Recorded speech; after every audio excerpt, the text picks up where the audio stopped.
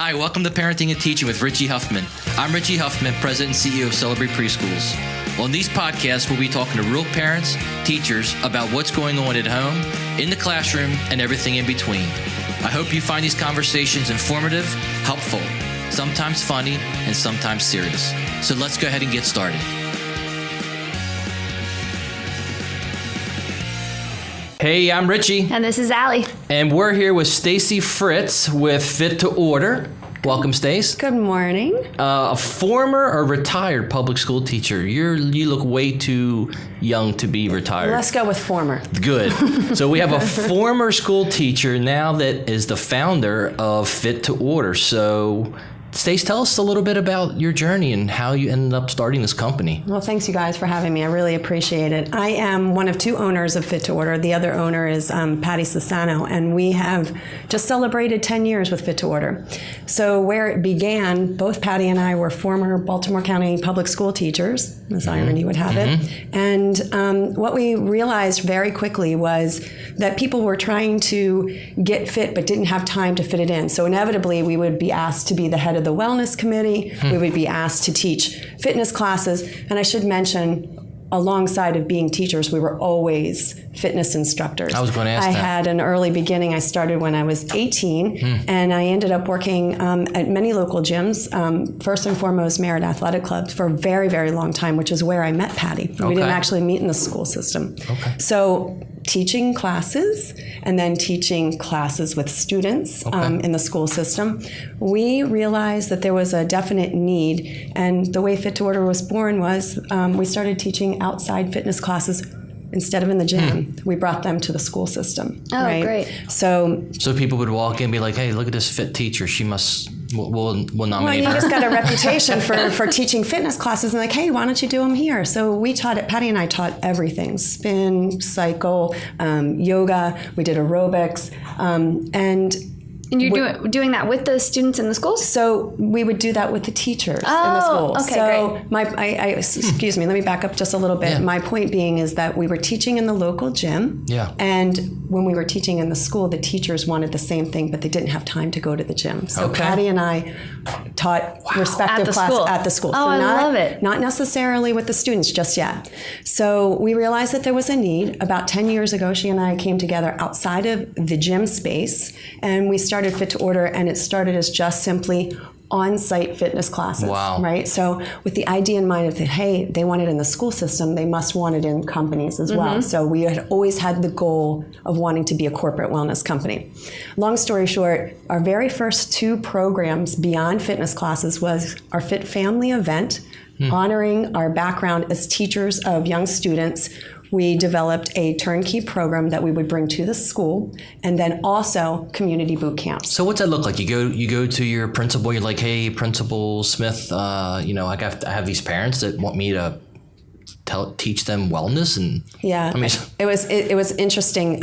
The way that Fit Family Night or experience began was we had to go school by school. We shared information about this 2-hour event that got parents and children and administrators and staff working out together separate from the school day to have little micro experiences in different fitness classes. We also wanted to teach some components of healthy eating. So it was an add-on, if you will. So we entered in at the PTA level, and then we just traveled through the different Baltimore County schools and got a reputation of, hey, this company, this young budding company has an event that you can use in your school. It's typically funded by the PTA. And that program, the goal was to retire it after we had become quote unquote corporate wellness and gain traction there. But with Fit Family Event, it gained traction. So it never went away after 10 years. So we are primarily a corporate wellness company, but we have this entity to us, these Fit Family Events, some kid programs. We have a kid fitness band and whatnot. And now the reach is really about spreading the message of fitness, the whole child, including the topic that we're going to talk about today. So what year is this? What year is it when you start?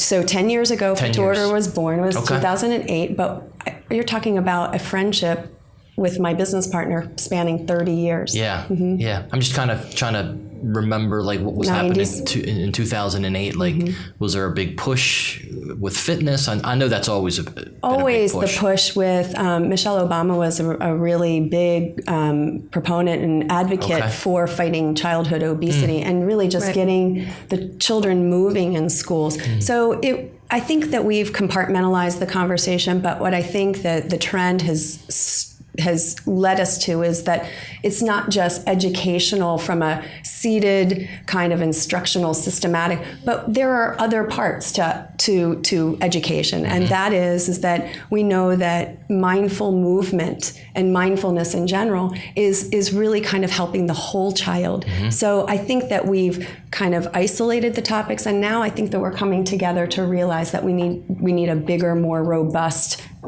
experience for our kids. Right. And as a teacher, I know it was a huge push. Yoga is the new tag word for teachers and students and families. And when I first started teaching, you kind of had to be careful because not everybody believed in it, and it kind of took that religious side to it. And so I know I had principles at the start of my career that we were not supposed to do it. But by the end, it was there. I know that there's I had some friends that I taught first grade with who went through a program and got a grant to have yoga mats and videos and music in her classroom. And so there's a lot of programs out there that are offering that for teachers. And I kind of took it on as a special ed teacher because I noticed that it was making major behavior changes in my kids. So my question for you too is like, how does that kind of help students with behavioral challenges? Can I jump in here real quick? Because it sounds like you guys are on the same page. I'm kind of like an outsider looking in a little bit. No, meaning like, what does that even mean? Mindfulness. I don't. I'm so glad that you asked that question. So mindfulness, that term was coined by a gentleman, last name was David, and it was around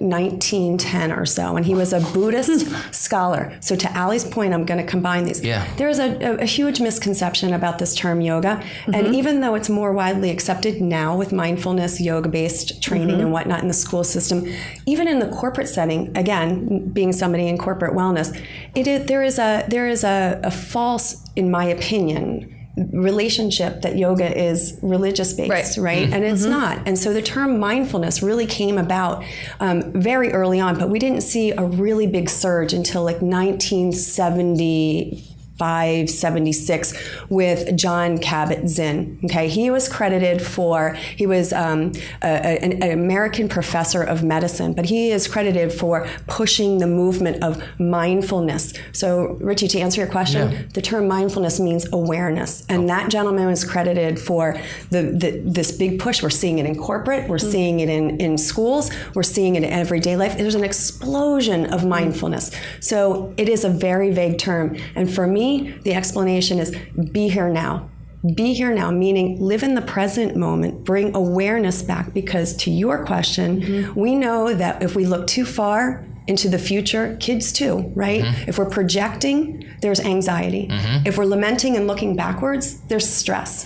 And so mindfulness training is about being in the moment. So our teachers and our teacher trainings are about teaching somebody through a variety of tips, tools, and strategies, breath work, poses, and whatnot, to come back to this moment. So that when you do have those moments of where things are chaotic and out of control in your body, in your mind, in the classroom, that you can use these tips to come back to the moment. So it's really it's no bigger than that. And we make a huge deal out of the term, but really it's about awareness. It's about awareness and using a variety of tools to calm down. So does fit the order? So is it a combination of then take what you just said and then incorporate the movement and exercise into the mindfulness side of I think it's about, I think it's a couple of things, because I think you're talking about three different groups of people for your organization. I think we're talking about toxic stress from our parent perspective. I think we're talking about toxic stress for our students.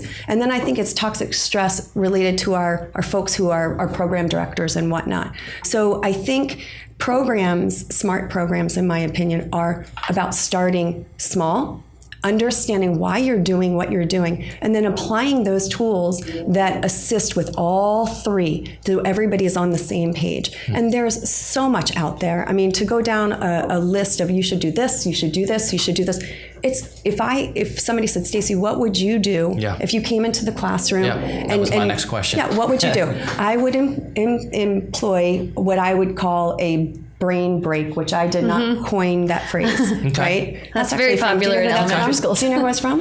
I actually don't. This is so I've interesting. always said it though. Goldie Hawn. Wow. And her Mind Up programs, which are workshops for parents to teach what I'm teaching you right now, which is 3 to 5 minutes of a brain break. We know that we can do what we call brain sprints, which is when you're expecting children to sit there for long periods of time, taskmaster, and you have to turn out this whatever result. But brain breaks allowed us to do just that. Think about if you go for a really big sprint, right? You're exercising hard. You need a break to recover. And brain breaks, think of them like that. Awareness, the mind muscle. You have to train your muscles, right? Your physical muscles. The mind's no different. So what would a typical mind break be? Or a brain break. Yeah, I was going to ask the difference between what parents could do at home and what teachers do in school. Let's do it together. So let's feed off of one another. So if for me, isn't it always about coming back to the breath? So I'll go first with the teacher strategy. We're going to take a little brain break, and I'm teaching a breath technique. And maybe it's day number 1, and we're just teaching you how to deep belly breathe. And all that means is we tend to shallow breathe because we're so stressed out, right? So taking a deep breath means expanding the lungs from the bottom up and then deflating it like an internal balloon. The research is so profound to say that breathing 6 to 8 breaths automatically brings down the level of stress, reduces the heart rate, lowers the heart rate. It just that one little micro experience is just phenomenal. And if I told you that was one, there's a gajillion behind it. Okay. So it's not to be overwhelmed. Your turn. What would you do with the parents? What would you say about a brain break? Well, I liked to dance because, we obviously did in my classroom the yoga and the breathing, but we also just took 1 to 2 minute dance breaks where we just pushed our chairs in or got up from the floor and we just shook. Yeah, we call it here. Let's get the wiggles out. That's right. Right. So you had mindfulness training before you didn't even know it. So to Allie's point, what she did was she burned off energy for kids who are struggling with sitting there for forever, right? And what I did was find stillness. And there is a need for both. And a good teacher, a good mindfulness teacher, somebody who understands it, knows when to bring in either kind of strategy. Yes, sometimes you need the breathing after lunch and specials. Right. Well, and you need the dancing some other time. Absolutely. What about that? What about that comment? We oftentimes think about your traditional school day. You send them to go sit down for lunch, right? And they went straight from the classroom to the lunch to sitting, and then you expect them to come back and sit. Doesn't Whereas happen. her dance break, that would be beautiful. Get it out. Yeah. Get it out so then you can come back to do your sprint. Or after you run for an hour in gym or PE, then you come back and you need the breathing. Okay. Yeah. Right. So what would you call regulate, right? It's like a form of regulation, right? It is a form of regulation, absolutely. And being able to understand that you need to be autonomous with that. So a teacher would be able to help a child to reflect and be able to do mood regulation and be able to have empathy not only for self, but to see it in somebody else, what somebody else might need. So it's like the sailboat analogy and the speedboat. This is one of those things you have to unwrap layer by layer. It's a forever tool. You're never going to be perfect at it. So the good news is start right now. Just pick one little micro experience. Man, you're giving me flashbacks to my childhood and how horrible it was, But not only that, just for example, like you gave me the flashback of just leaving gym and going to English or whatever, and you come in and you're just riled up and the teacher, sit down, shut up. Right, sit down. It's like that would have been a nice mindfulness opportunity. To Allie's point that I couldn't go off on this is like a soapbox of mine. So what do? We end up taking that child to the doctor, and that child is end up prescribed some sort of medication because of not being able to get the wiggles out in an appropriate way. Yeah. And the reality is that the biggest word, and you hear it over and over again, pay attention, pay attention, pay attention. And focus. But there was no formal training to teach our children to pay attention. And pay attention, if you break that down, isn't it? Be here now. Awareness, focus, use your tips and tools and know what the body needs, because our children they're not developed enough to understand, like, oh my gosh, I'm swirling on the inside. All I really need to do is get up and jump around. Yeah. Right? So I feel like it's a passion. It's such a passion, whether or not you talk about it in a corporate entity or here or in our school system. It is just such a need. And fortunately, we're catching up. I mean, I do think there's some quality programming out there. Every time we talk, I see it in your face. I do. I get so excited. Yeah, I see the passion in your face every time we speak. There is no question. I am living my passion. When you can earn a living doing stuff like Something mindfulness, what's more? So what are some things you can recommend too? I know I have my kind of tips and tricks, as you just said, and one of them is so many people are wearing Apple Watches these days. Yeah. Do you know it tells you when to stop and breathe throughout your day? Take a breath. Yeah. Wow. Mm-hmm. So it'll randomly just kind of, I mean, you can change the setting on it, but a couple times a day it says it's time to breathe, and you just stop and you close your eyes and you follow it. And I used to do that with my kids too, and my watch would remind me. Yeah. It was I got in a good habit of just stopping, and it was time to breathe. And I also used Go Noodle, which I don't know any teachers that don't know what Go Noodle is, but if you are a teacher or a parent listening. Do you know what it is? No. So GoNoodle.com is a wealth of videos and songs and breaks on every spectrum that we were just talking about. There's yoga poses, there's breathing exercises, there's calming sounds where the children listen to the waves and lay on the ground and close their eyes and move their arms. So it's systemized subscriber for those and brain it's breaks. Totally free. I'm thinking about the Huffman dinner table tonight. Free. Oh, you'll love it.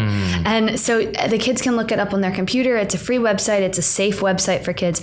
There's different categories of what you're looking for. So there's one even called Indoor Recess, where when it's raining, you can turn on a 30-minute video that takes kids through breathing and yoga, but then running and dancing and jumping and even shouting sometimes, where they're riding a roller coaster and they have to yell going down a hill. And so it's fantastic. So what can some of our parents do at home?